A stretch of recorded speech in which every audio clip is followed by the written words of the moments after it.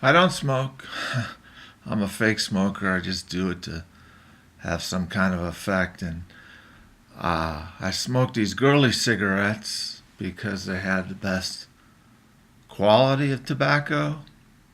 And my girlfriend smokes them. My ex-girlfriend smokes them. I'm single. Yeah, I hear the cheers. um, so I use this and I put it down over here. Whoop. You don't want that going down on the floor.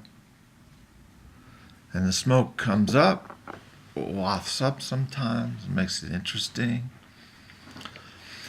This one is about a church called Scum of the Earth, and they're a total anti-church. Not the Antichrist, the anti-church. And instead of having a fancy schmancy service where all the well-heeled come together and click their heels, they go out and talk to homeless people and food and blankets and anything they need. If they want to pray, fine. If they don't, they still get love. And so, Scum of the Earth. Out of control, out of touch, out of my mind, my soul's been crushed. The scriptures say discipline of the divine. Time to consider it pure joy. But how do I deal with hard times?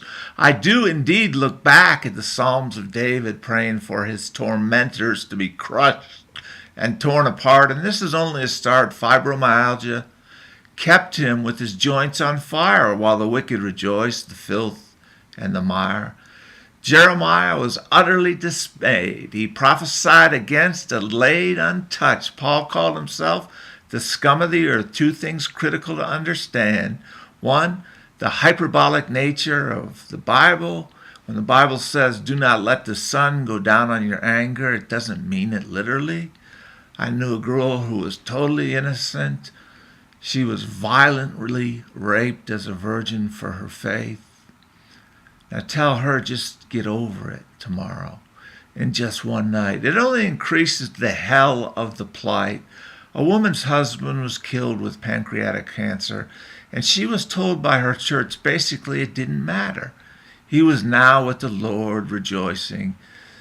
Then their son was killed in a car crash, and he's told the same thing and brutally whipping 39 lashes. Finally, she had her psychiatric break. Horrific advice, horrific mistakes, grieve, grieve, grieve, damn it, rage. She needed to grieve and mourn. I too was torn in the cult of Campus Crusade for Christ.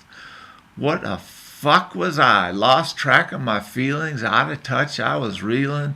High speed, down the hill, weaving, so I should be stopped.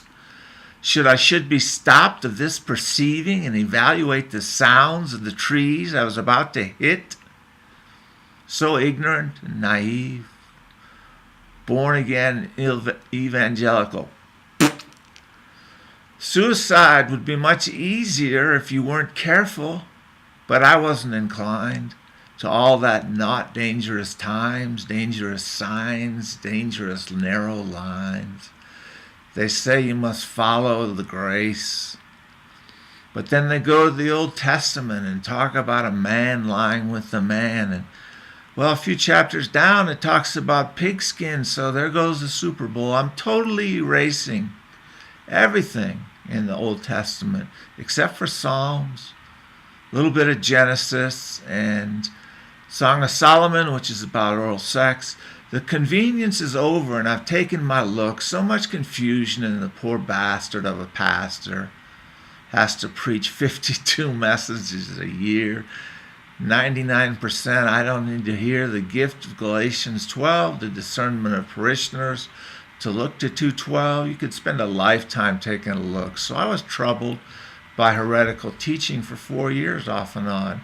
I sat in Pastor Ward Lardass, big, huge, fucking fat fuck, never did a day of exercise in his life, was constantly indulging himself in food and gluttony. He troubled the whole congregation when he said he fucked a married woman. He fucked a married woman.